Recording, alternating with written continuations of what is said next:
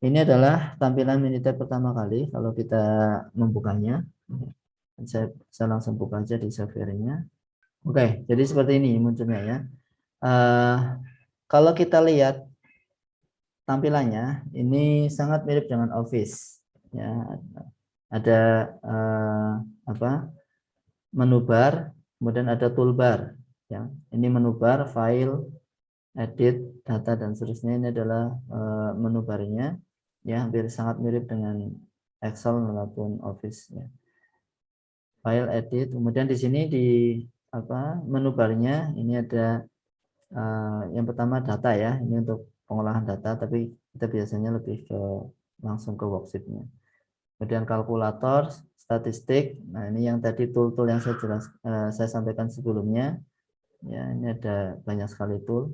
Kemudian untuk grafnya, pembuatan grafiknya, view ya untuk mengatur tampilan. Ya ini ada 3 tampilan utama ya kalau kalian lihat. Yang pertama adalah navigator ya, navigator di sebelah kiri, kemudian ini adalah worksheet-nya persis dengan Excel. Kemudian yang di sini ini adalah hasil daripada pengolahan data kita di sini. Jadi tidak tidak muncul di sheet yang lainnya ya, kayak seperti Excel. Jadi kita langsung lihat hasilnya itu di atas. Nanti akan kita praktekkan. Oke.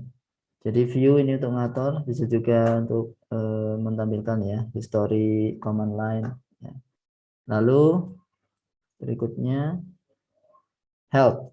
Nah untuk help ini adalah menu panduan ya.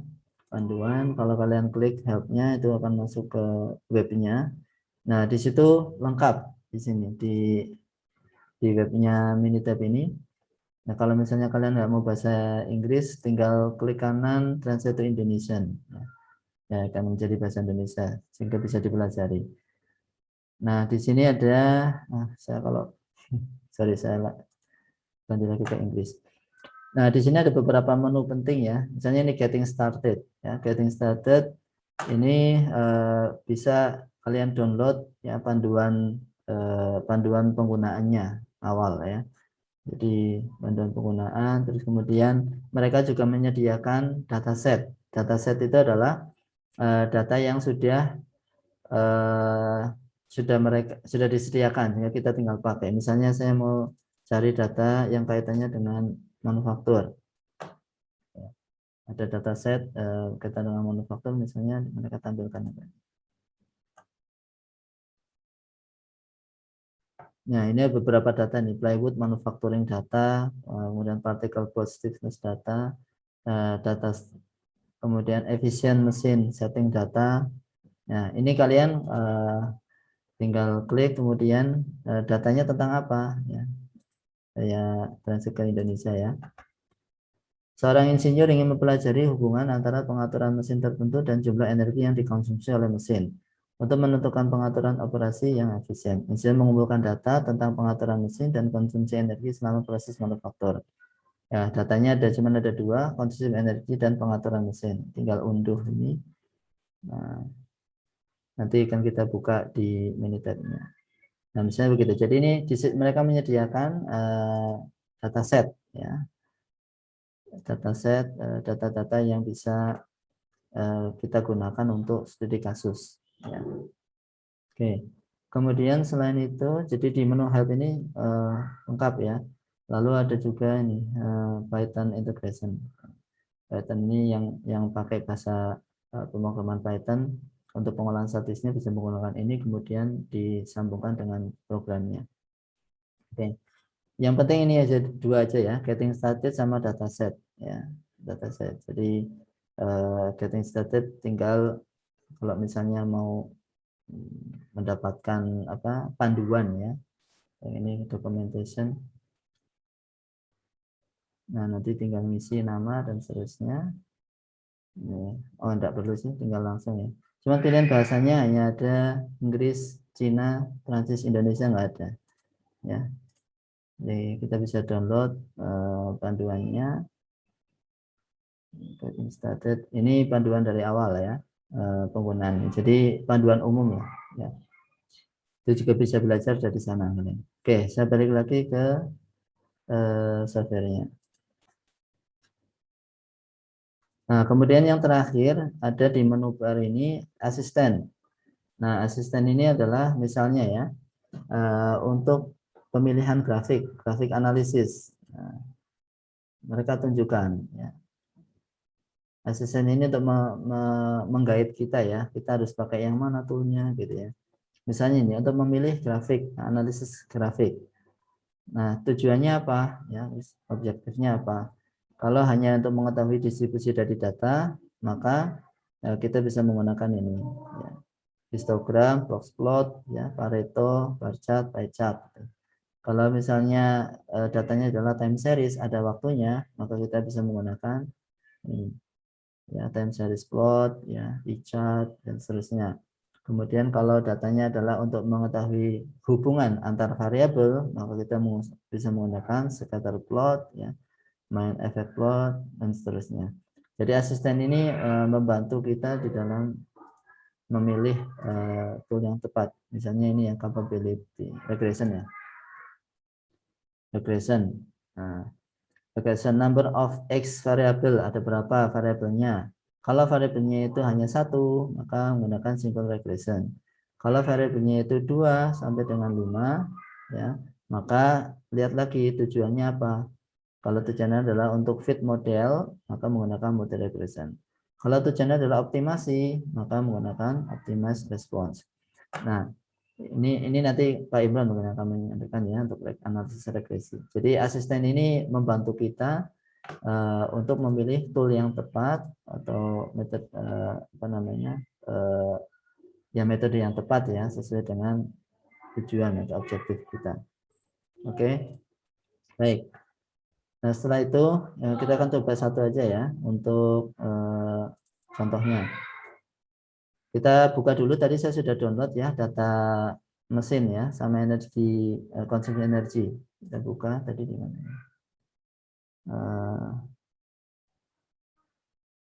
Saya download. Oh ini mesin setting. Nah, oke, data mesin setting. Nah ini langsung muncul di situ datanya. Energi konsumsinya berapa, mesin settingnya. Nah, misalnya ini satu parameter saja yang di uh, yang kita setting ya. Kalau misalnya katakanlah ini adalah apalah posisi misalnya kalau di mesin bubut itu putaran spindle lah misalnya begitu ya. Terus nanti konsumsi energinya berapa. Nah, ini datanya ya. Kemudian yang pertama yang saya tunjukkan adalah ini datanya ada berapa ini? 15 lah. Yang pertama saya tunjukkan adalah data ya. Kemudian mana nih show data?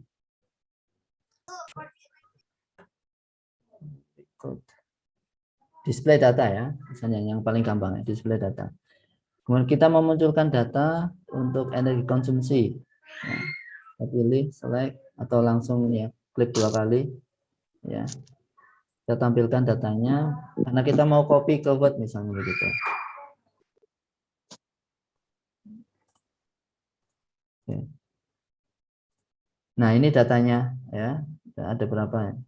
Jadi kita tidak perlu ngeblok terus kemudian di copy gitu ya, tinggal display data aja. Nah habis itu misalnya kita mau bikin laporan, kita mau ekspor ke Word atau PowerPoint, ya, misalnya ekspor ke Word.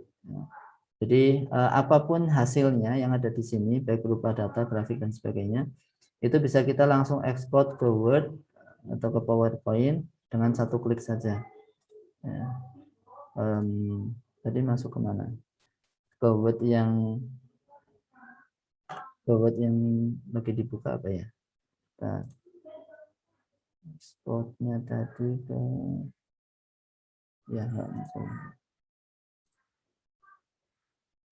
Ya intinya begitu ya, nanti send ke Word itu akan muncul di Microsoft Word yang sedang kita buka. Masih masuk ke sini. Oh, belum.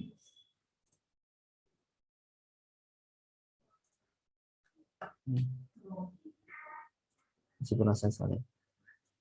Itu yang pertama, jadi display data. Terus kemudian yang kedua yang saya contohkan adalah untuk misalnya kita mau cari statistik deskriptifnya ya.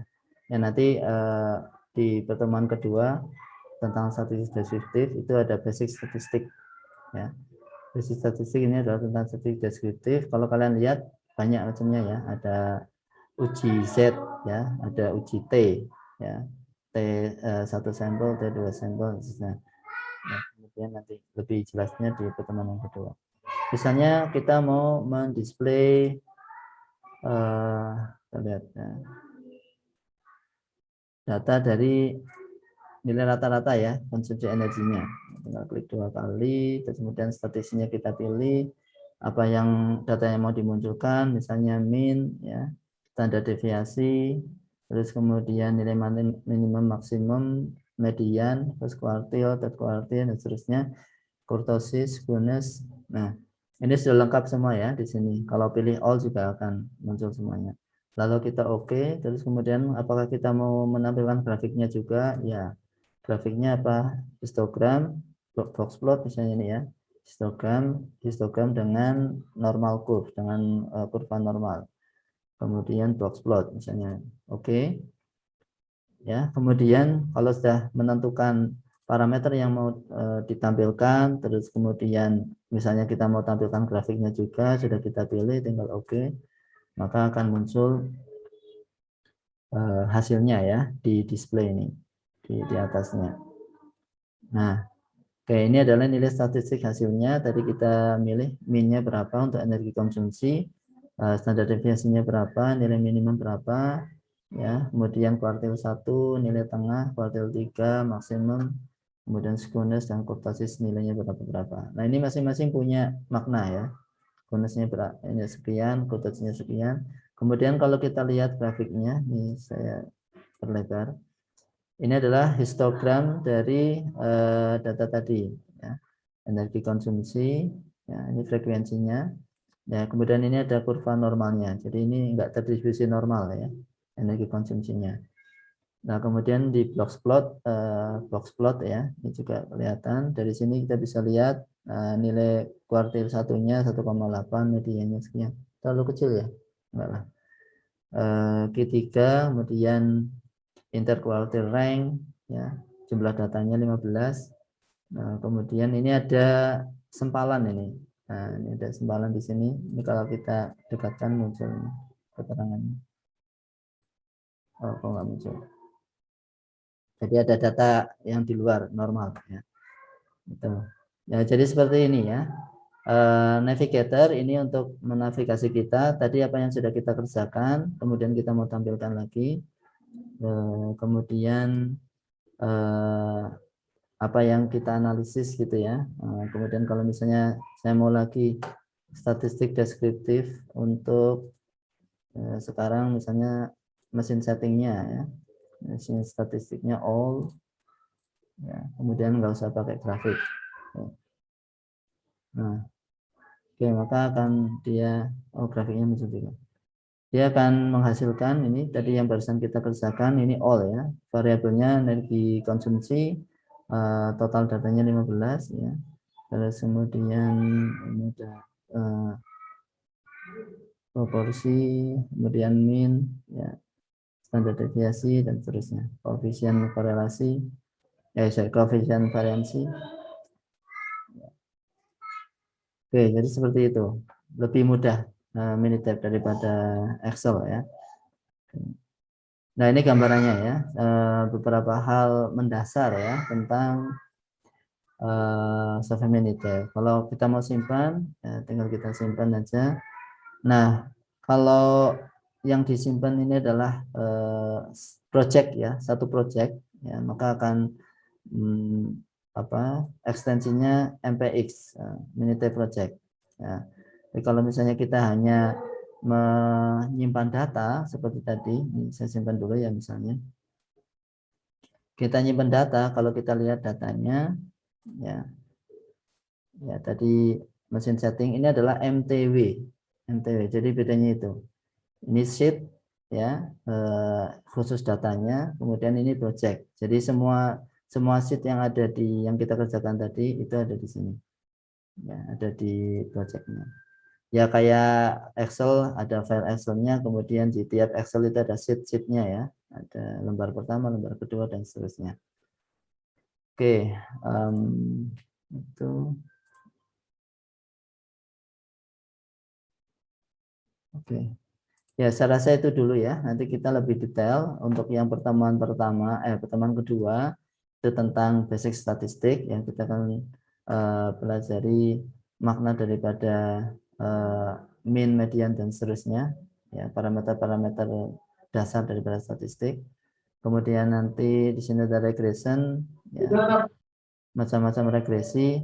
Regresi ada nominal, ordinal, ya, non linear. Kita nanti Pak Imron, ANOVA ini ada one way, ya, kemudian analisis of mean dan seterusnya, ada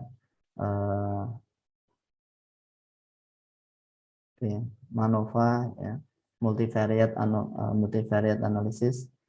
Ini Pak Makhrus yang akan menyampaikan. Kemudian DOA ini, ya, terutama yang faktorial, ini Pak Imron. Nah, ini di sini di DM mungkin nanti akan juga diperkenalkan, ada namanya Taguchi method, ya. Ada namanya response surface. Ini kalau kalian mungkin ada yang 2017 ya, teman yang skripsi Arif itu pakai response surface, kemudian Imna ini pakai Taguchi, itu yang lagi ngambil skripsi. Kemudian ada juga yang pakai ANOVA ya. Oke, baik, saya rasa itu ya untuk pengenalan softwarenya. Insya Allah tidak terlalu sulit ya, tutorialnya juga banyak di YouTube, kalian bisa pelajari dari YouTube. Kemudian untuk yang berkaitan dengan praktikum atau pokok-pokok bahasan tadi, ini nanti akan saya jelaskan lebih detail pada masing-masing modulnya. Oke, saya rasa itu. Tadi yang ekspor belum berhasil ya. Send to Word, coba send to PowerPoint aja deh. Mestinya langsung ini. Oke, perlu dicek lagi ini. Di laptop saya satunya berhasil. Oke. Oops. Nah, ini tadi ininya ya, getting started ya. Ini juga bisa menjadi panduan awal untuk belajar ya, introduction dari bahasa Inggris.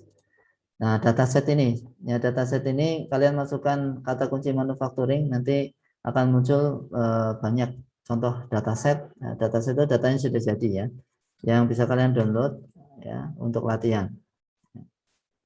Kemungkinan saya juga akan ngambil untuk studi kasusnya dari berbagai sumber ya, dari sini juga. Oke, ya. Ini banyak ya, untuk silakan ada coating thickness data, surface flow data, ya, insulation failure. Dan ini dataset, tinggal klik nanti akan terdownload. Ya. Akan buka ke sini, kemudian ada penjelasan datanya apa, ya, misalnya ini ya, insulation failure. Insulation failure, terjemahkan aja ke bahasa Indonesia. Ya. Seorang insinyur keandalan atau reliability yang menyelidiki kerusakan isolasi yang digunakan untuk motor listrik. Motor biasanya berjalan antara 80 dan 100 derajat Celcius ya. Dan seterusnya, datanya ada data suhu, temperatur, kemudian ini kalau bahasa Indonesia kadang terjemahannya enggak pas. Sensor, kemudian desain, temperatur yang baru, dan seterusnya ya.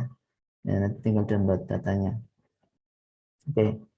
Kemudian di YouTube juga banyak tutorial yang membahas getting started, ada yang bahas itu juga, ada yang bahas kasus per kasus. Nah, baik bahasa Indonesia maupun bahasa Inggris ya banyak. Jadi saya harapkan install, kemudian silakan pelajari dulu, nah nanti biar memudahkan ketika mengerjakan. Oke. Baik, saya rasa cukup untuk pengenalan softwarenya.